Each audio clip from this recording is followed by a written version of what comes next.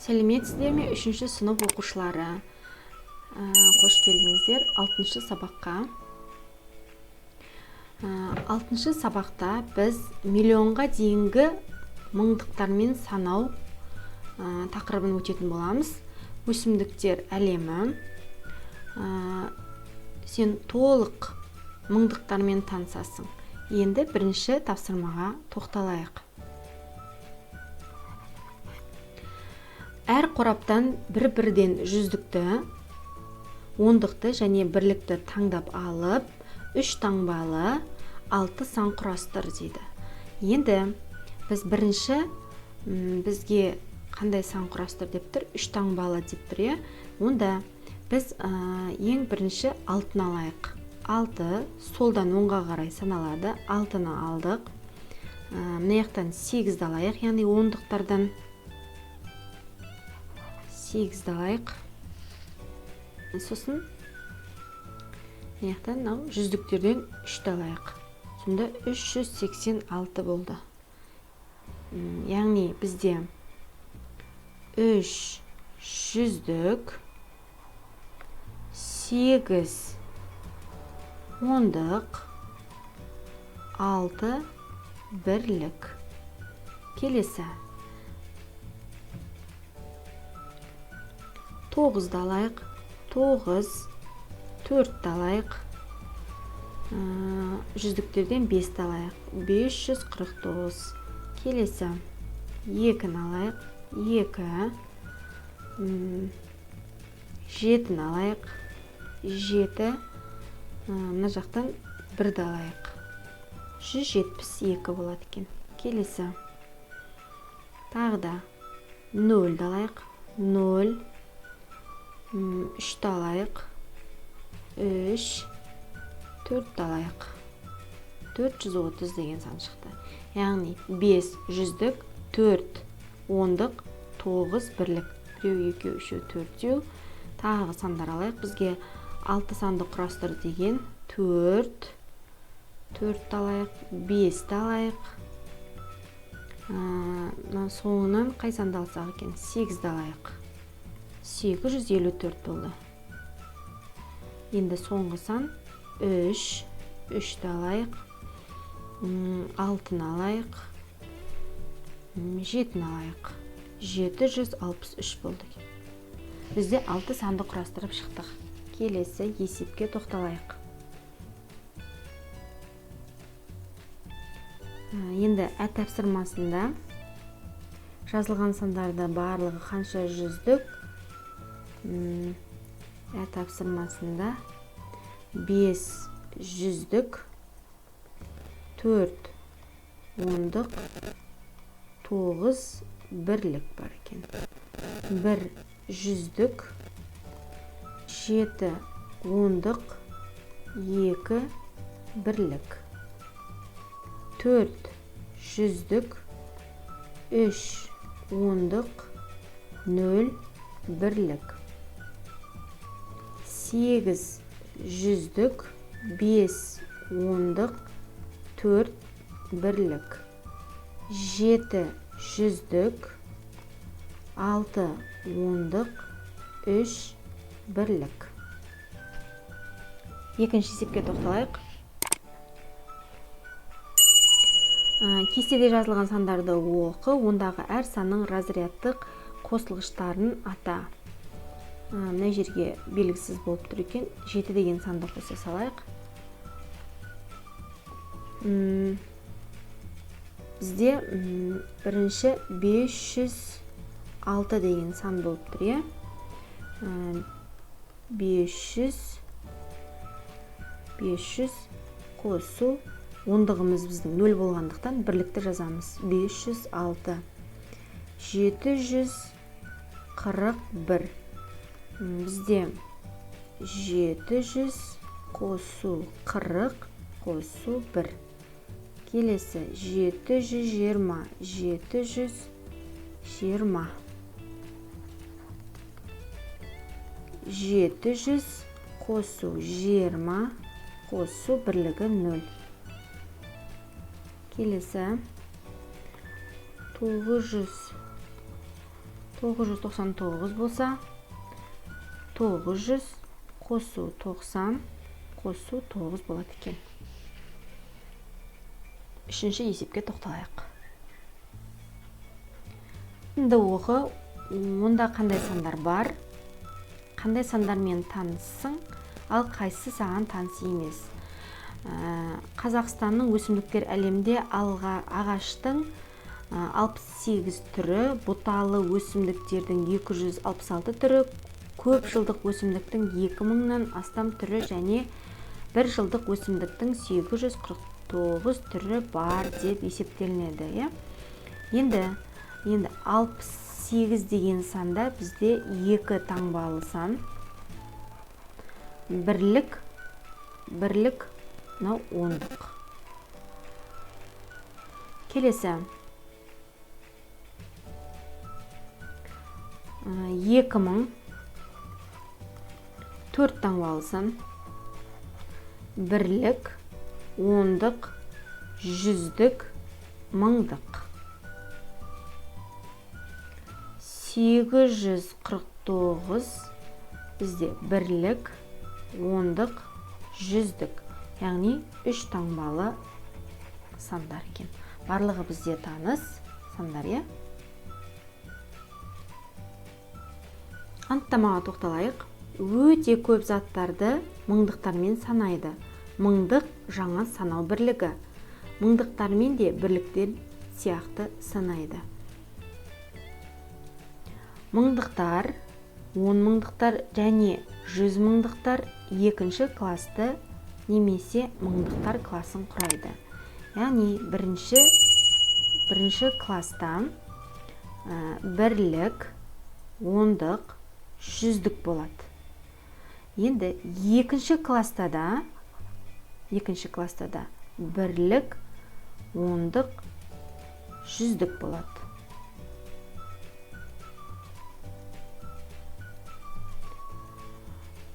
Ал бірінші класты бірліктер класы дейміз. Екінші класты біз мыңдықтар класы дейміз. Мыңдықтар класты екіге бөледі екенбіз. Төртінші тапсырмаға тоқталайық. Сандарды оқып, олардың моделін тап дейді. Енді қарайық. Бізде 124 деген санға тоқталайық. 124 мың деген санда біздің бірінші класста, яғни бірінші класста бірлік, ондық, жүздігі де үшеуі де нөлге тең болып тұр. Сол себепті енді екінші класымыз 124 саны жатады екен. Мына бірінші кластың элементтері болады. Сол кезде біздің бірліктер класында барлығы да 0 болғандықтан біз оларды атамаймыз. Бірден 124 мың деп оқиды екенбіз оққан кезде. Енді суретке қарайық. Бізде 4 сан берілген және 4 модель көрсетілген. Енді соған тоқталайық. 124 деген санға қайсы сәйкес келіп тұр? Яғни бірліктер класы бізде 0-ге аяқталып тұр. Яғни бірінші класымыз біздің бірлік, ондық, жүздігіміз үшеуі де 0-ге тең болып тұр. Одан кейінгі біздің екінші класымыздың бірінші бірлігі 4-ге тең, екіншісі 2-ге тең, үшінші жүздігі, яғни мыңдықтар класы ғой бізде екінші класс, ол бізде 1-ге тең. Яғни бірінші санның моделі осы екен. Келесі 42 мың. 42 мыңде қайсы сәйкес келіп тұр? Екінші модель сәйкес келіп тұрған сияқты. Яғни бірліктер класы, яғни бірінші классымыздың үшеуі де 0-ге тең болып тұр. Одан кейін бізде бірлігіміз 2-ге тең болып тұр, ал ондығымыз 4-ге тең болып тұр. Сонымен біздің екінші моделіміз бізде мынаған тең болып тұр екен. Өйткені ондық бірлік, яғни екінші кластың элементтері бар. Келесі 24 мың. 24 мың болған кезде бізде ол 4-ші модельге сәйкес келіп тұр. Яғни бірінші кластың элементтері түгелімен 0-ге тең болып тұр. Бірліктер классы 4-ге тең болып тұр. Ондықтар классы 2-ге тең болып тұр. Ең соңғы сан қалып тұр. Бізде ол мына модельге сәйкес келеді. Себебі бірліктер бірінші классымыздың бүкіл сандары 0-ге тең болып тұр. Бірлігіміз 2-ге тең болып тұр. Ондығымыз 4-ге тең болып тұр. Жүздігіміз 3-ге тең болып тұр. Сонда 342 мың. Анықтамаға тоқталайық. Көп таңбалы сандарды солдан оңға қарай класстар атауымен оқиды. Бірліктер классы мен барлық цифрлары 0 болатын класстың атауы аталмайды. Яғни бірінші классымыздың барлық элементтері 0-ге тең болатын болса, онда біз мыңдықтар классымен оқимыз. Яғни мына жерде 124 мың деп кетеміз. Одан кейінгі бірліктер классының сандары аталмайды екен. Екінші модельге қарасақ та бізде 42 болып тұр. Ал бірліктер классының бүкілі саны 0-ге тең болғандықтан мыңдықтар классын атаймыз да бірліктер классын атамай кетеміз. Сонымен 42 мың деп атаймыз. Көп таңбалы сандарды келесі анықтамаға қараймыз. Көп таңбалы сандарды дұрыс оқу үшін оларды 3 разрядталған классқа бөлеміз. Ол үшін оң жағынан 3 цифрдан бөліп аламыз. Мысалы 656 мың бірліктер классының атауы аталмайды. Яғни мына жерде 656 мың біз 2 разрядқа бөлдік. Яғни бірінші классқа, екінші классқа. Бірінші класстың бүкіл элементі 0-ге тең болғандықтан сандары біз мыңдықтар классымен атаймыз. 656 мың деп аяқтайды екенбіз. 5-ші тапсырмада бір таңбалы санның оң жағына 0-ді жаз. 2-0, 3-0, 4-0, 5-0 қандай сандар пайда болады? Бір қандайда бір таңбалы санды алдым. Артына 1-0-ді тіркелген кезде бізде 2 таңбалы сан болды. Одан кейін сол 5-тің артына 2-0-ді тіркейтін болсам, 3 таңбалы сан болады екен. Мына 50 болады, 500 болады. Сол жаңағы бір таңбалы санның артына 3-0-ді тіркейтін болсам, 3-0-ді тіркеген кезде менде 4 таңбалы сан пайда болады екен. 4-0-ді тіркейтін болсам, 5 таңбалы сан пайда болады екен. 5-0-ді тіркейтін болсам, 6 таңбалы сан шығады екен. Ал егерде мен 6-0 тіркейтін болсам, 7 таңбалы сан шығады екен. 7 таңбалы санды біз миллион деп атаймыз, 5 миллион. Сандарды оқы. Разрядтар бізде бірінші классымыз бізде бірліктер классы. Бірінші класс бірліктер классы. Екінші разряд бізде екінші класс, олар мыңдықтар классы. Үшінші класс бізде миллиондар классы болып саналады екен. Бірақ үш класста да бірлік, ондық, жүздік, бірлік, ондық, жүздік, бірлік, ондық, жүздік болады екен. Бірінші санға тоқталайық. Бізде мыңдықтар классы, яғни бірліктер классының барлығы да 0-ге тең болып тұр. Сонда бізде шыққан сан 6000 болады екен. Яғни мыңдықтар классындағы сан аталады, ал бірліктер классындағы сандар аталмайды. Сонымен 6000 болады екен. Келесі 56000. Ол бізде тағда мыңдықтар классы. 456 Біз мыңдықтар классымен жұмыс істеп жатырмыз. Енді бізде миллион болған кезде, оның артына 60 1 миллион. Қысқартып жазайық, 1 миллион. 1 миллион болған кезде ол біздің миллиондар классының бірлігі басталды деген сөз. Егер де біз мына жерге сан қоятын болсақ, 2 деген санды қоятын болсақ, бізде 21 миллион болады екен. Яғни 21 ондықтар классы уже аталады екен.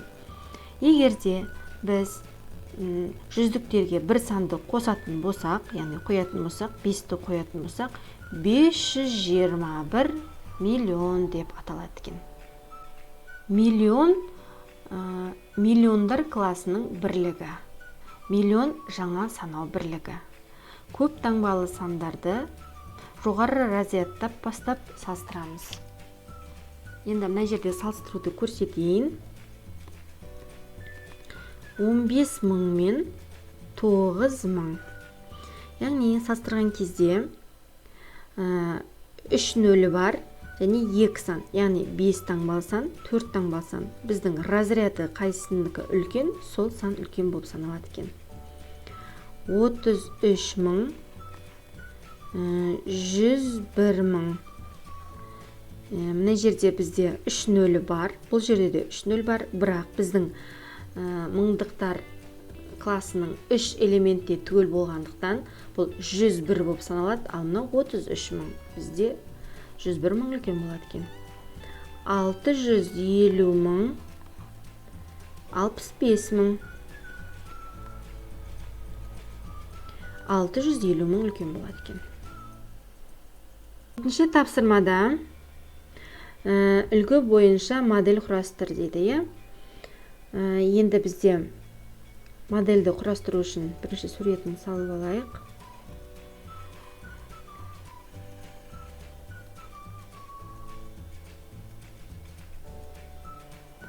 Бірлік, ондық, жүздік. Бұл бірінші класс. Яғни бірінші классымыздың элементтері. Екінші класста да бірлік, ондық, жүздік болады екен.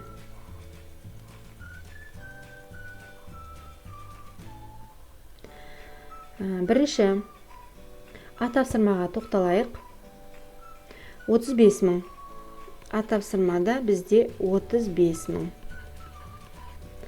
35.000 болған кезде біздің бірлігімізде 5 нөл болу керек.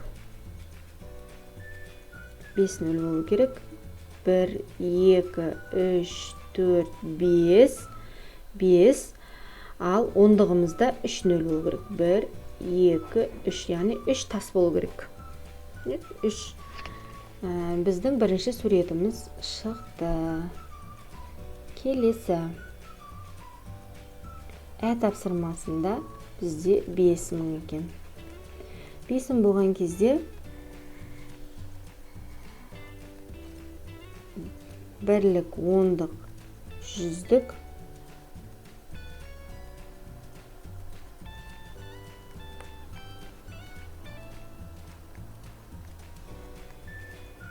Болған кезде біздің бірлігіміздегі сан 1, 2, 3, 4, 5 болады. Яғни 5 тас болады да, қалғандары 0 болғандықтан санынбайды екен. Келесі 200, 205, 205.000. 205.000 болған кезде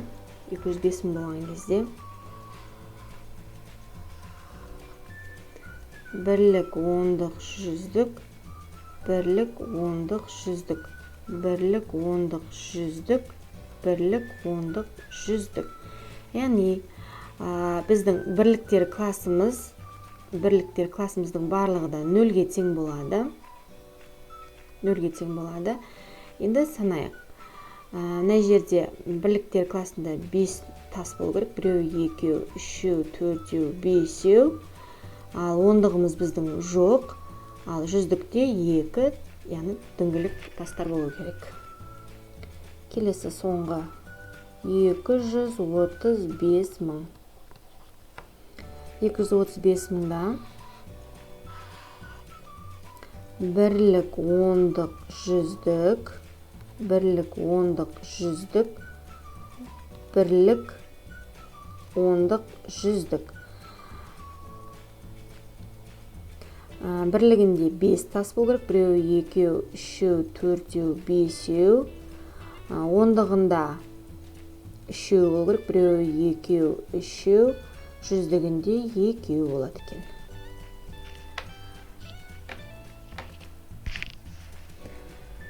Сегізінші есепті шығарып қойдым. Яғни бұл жерде дөңгелектер белгісіз болып тұр. Сол жерге минус және плюс таңбаларын қойып шығамыз. Яғни қосу мен азайту таңбаларын қосып қойып шығамыз. Өздеріңіз де көріңіздер. Жауаптары шықса, осыны көшіріп алсаңыздар болады. 9-шы есепте Қазақстанның қызыл кітабында өсімдіктің 370 түрі тіркелген. Ал саңырауқұлақтың бұдан 360 түрі кем. Сонда қызыл кітапқа барлығы қанша өсімдік пен саңырауқұлақтың түрлері тіркелген. Қызыл кітапқа тағы не енгізілгенін анықта дейді. Есепте өсімдіктің 370 түрі бар. Саңырауқұлақ белгісіз болып тұр, бірақ 360 түрі кем дейді. Яғни біз шешу жолын көрсетіп қойдым. 370-тен 360-ды аламыз. Сонда 10 түрі, саңырауқұлақтың 10 түрі енгізілген екен қызыл кітапқа. Өсімдіктің 370 түріне 10-ды қосамыз, 380 түрі. Сонымен барлық өсімдіктердің 370 түрі мен саңырауқұлақтың 10 түрін қосқан кезде барлығы 380 түрі енгізілген екен. Каналға жазылуды ұмытпаңыздар. Жақсы, сау, сәлеметте болыңыздар.